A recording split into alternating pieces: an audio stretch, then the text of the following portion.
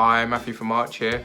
Newcastle Startup Week have asked us to do a short video just looking at the sorts of things you should be considering when starting a new software project and what to be looking out for when looking for a new supplier. I thought I'd start by telling you a little bit about Arch. So we're based in the northeast of England, in Gateshead. We've been established for 15 years and have a team of 15. And we work across the design and development of bespoke software. Now, bespoke software covers app development, website development, through to the development of enterprise solutions such as CRM and general software that can help you improve your business. At Arch, we work with quite a lot of startups, and certain things that we see during their vetting process when finding a new partner, we feel is beneficial to pass on to you guys in this short video.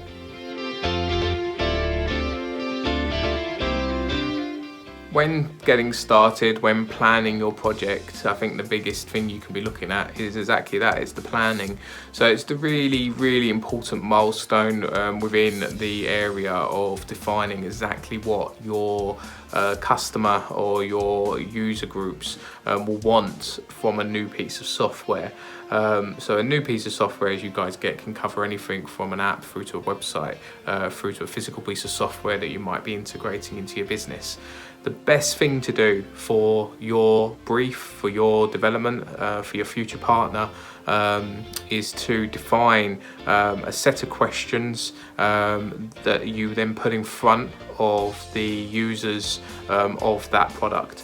It gives you an opportunity to ask some questions about what they would like to experience from your product. It gives you an opportunity to really test the interest and bench what features are going to be required for the initial release. You'll find that in particular in software development the term MVP is thrown around quite a bit, but very rarely do we see a brief that has the title of MVP and it actually being an MVP. So doing the research really allows you to define what are the must-haves from your product, and you can take that into your research in terms of looking at other similar products that exist, looking at your competitors, doing a little bit of a SWOT analysis into what exists currently, and then cross-referencing that with the research that you've carried out. This will give you a really good heat map in terms of the features to focus on, that you can then apply into a scope of work or a brief that you can then share with a selection or a list of your preferred partners, software partners.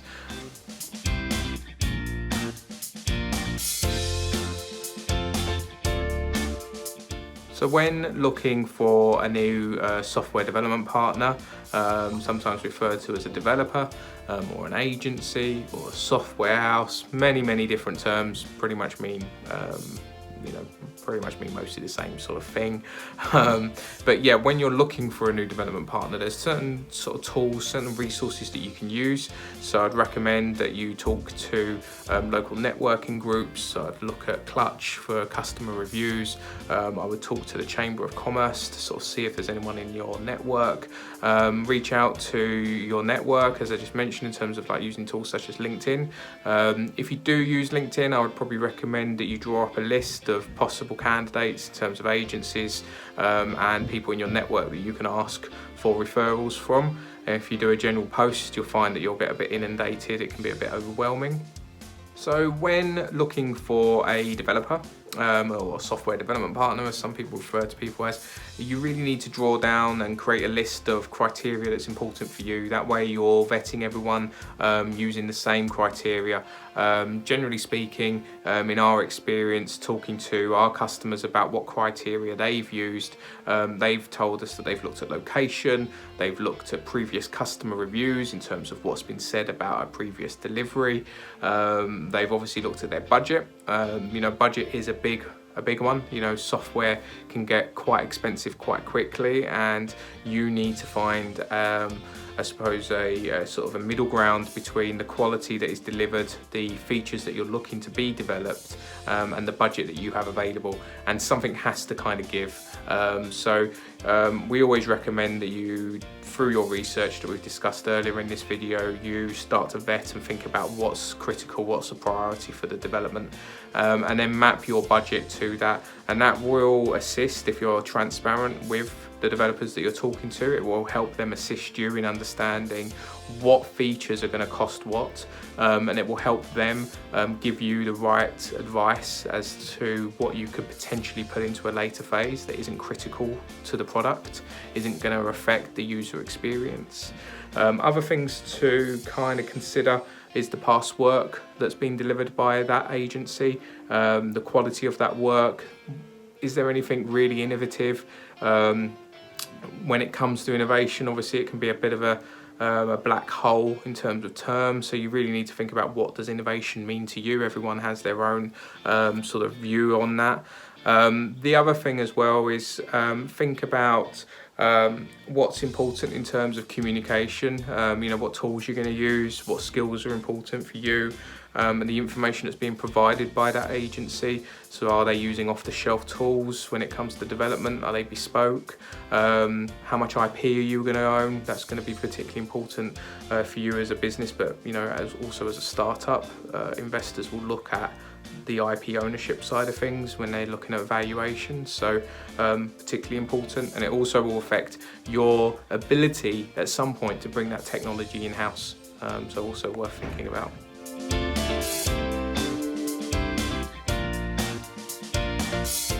So when research has been conducted and you started to look into possible partners to develop the software, it's also worth looking into different funding streams. So by now you probably would have started having conversations with different types of investors. You may have been talking to friends and family.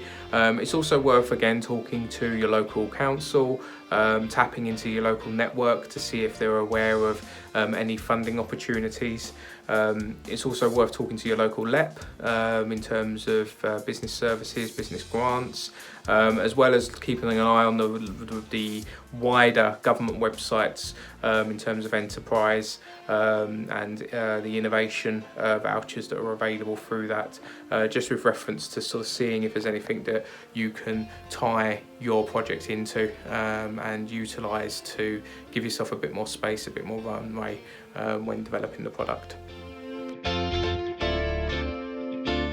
So hopefully you found this short video useful. I think in summary, the main things to be thinking about here are to think critical, to really challenge your product, really challenge your thinking, do your research, ask questions that will help you challenge your thinking. Ask those questions of friends, family, those that are going to be using the product. If it's for an existing business, talk to your teams. At the end of the day, these are the individuals that will make the product a success. They will also help you save money. You know, there'll be certain things that you'll be thinking about from a set of features that you may not even require, or you may not require in the first instance. So, you know, why spend precious budget on developing something that might not be utilised? Think about what you could be doing better in terms of your competitors. Use that time to really map that out, as I mentioned, as part of your sort of SWOT sort of process. Tap into funding. You know, really there's different pots out there. You do have to go looking for it. It's not just a given, but it's sometimes an opportunity to improve your sort of position outside of talking to investors. You might find that an investor isn't required, which means you're not diluting shares at a very early stage. So again, that sort of puts you in a better position for the future raise that you might do, you know, in terms of crowdfunding, etc. Finally, you know, in terms of selecting a development partner, you know, really be critical in your thinking. You know, really look at the reviews that exist about them. Talk to their customers, past and present, where you can. You know, talk to the developers and the designers about how they approach the project, their process, where the code is coming from, you know, in terms of bespoke, off the shelf, etc. Think about what the future means for you in terms of, are you ever going to go in-house, and the technology choices that are being made now. How easy is it to find those individuals with that skill set to you know, to bring that development in-house? And finally, don't be precious. You know, take a good agency will give you some solid sound advice as to how to approach the development, how to approach ideas, and don't be precious about moving features out of your scope. It will be for the better of the product, and it's going to give you a better or improved chance of success. At the end of the day, you wouldn't challenge the doctor if you've broken your arm and he told you to put it in a cast. So listen to the experts, because we're here to improve your chance of success. So it's Matthew from Arch for Newcastle Startup Week, giving you a few bits of advice, hopefully useful, about getting started. Good luck.